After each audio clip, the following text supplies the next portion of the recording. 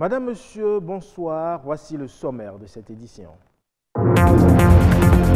C'est le meilleur moyen pour l'apprentissage, le développement mental et l'expression orale. Et pourtant, la lecture est de plus en plus délaissée au profit des nouvelles technologies. Et si l'importance de la lecture n'est plus à démontrer, la nécessité de fréquenter les bibliothèques et les librairies s'impose.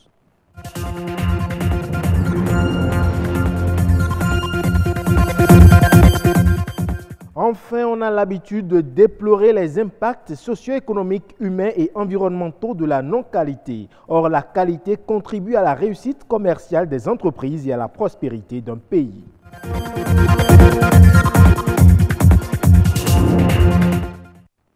Si l'écriture est au cœur de notre société, la littérature, quant à elle, pâtit de plus en plus de la concurrence des nouvelles technologies. Et pourtant, la lecture est indispensable au développement des facultés cognitives et à l'épanouissement. Quel est donc le secret du livre? À l'occasion de la 12e édition de la Caravane du livre et de la lecture, les citoyens se prononcent. C'est un reportage signé Charlotte Bouvier et Yves Agodopessi.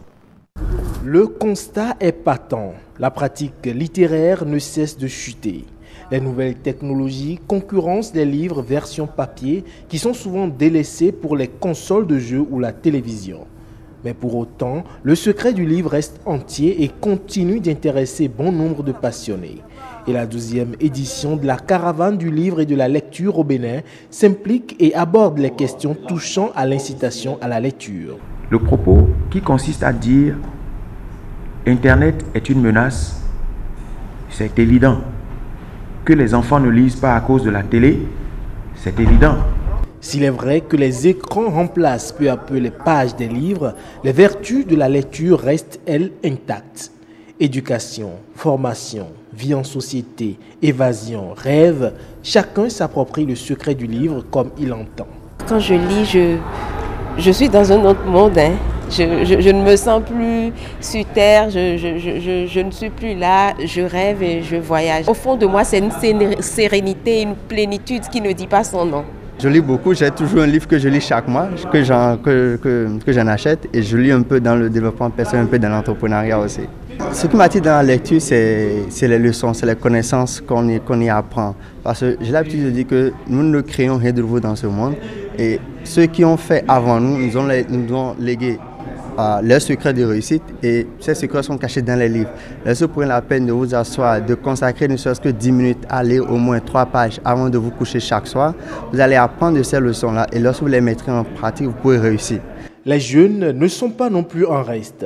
Certains étudiants et collégiens n'ont pas abandonné le livre. Ils le considèrent comme une source d'enseignement et de plaisir extraordinaire. La lecture me donne de plaisir. Lorsque je suis en train de lire, je me vois aussi parce qu'il y a des livres qui vous emportent dans des univers de carnaval.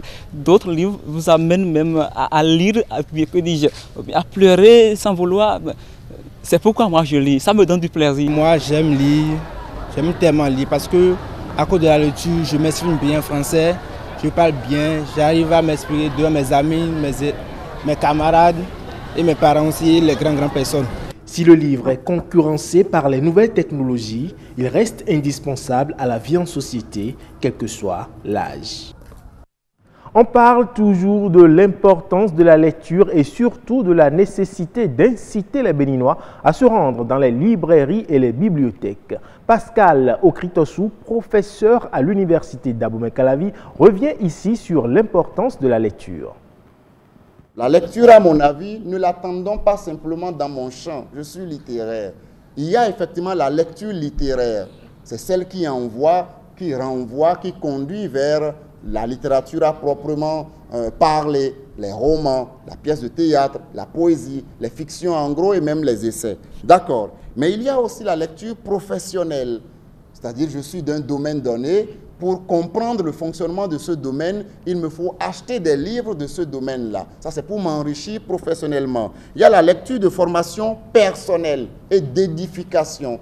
Il y a des gens qui vous recommandent, selon leurs convictions spirituelles, par exemple, tel ou tel auteur, comment se faire des amis, comment avoir, etc. Il y a par exemple la Bible, qui est d'abord et prioritairement un livre d'édification. Alors, il en découle globalement alors de ces pistes de lecture des gains.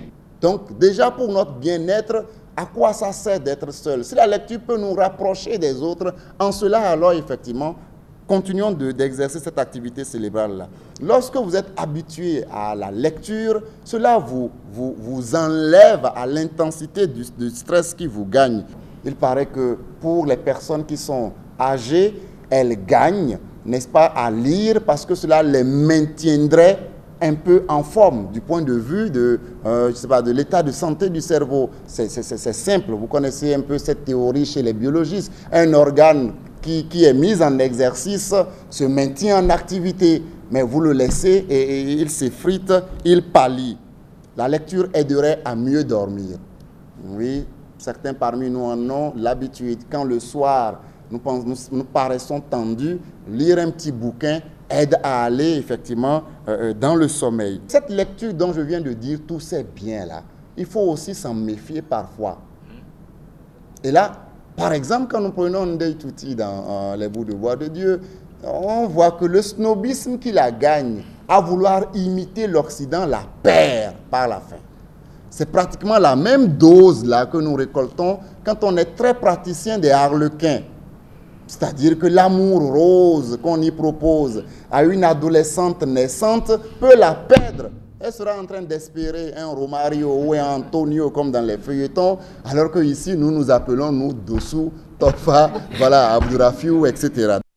Célébrer chaque deuxième jeudi du mois de novembre, la journée mondiale de la qualité est l'occasion pour réfléchir à la mise en place de procédures qualité qui permettent des améliorations économiques et sociales tangibles. Et quand on parle de qualité, les hôpitaux sont concernés. Ernest Gbagidi nous parle ici du concept de management de qualité dans l'univers des hôpitaux.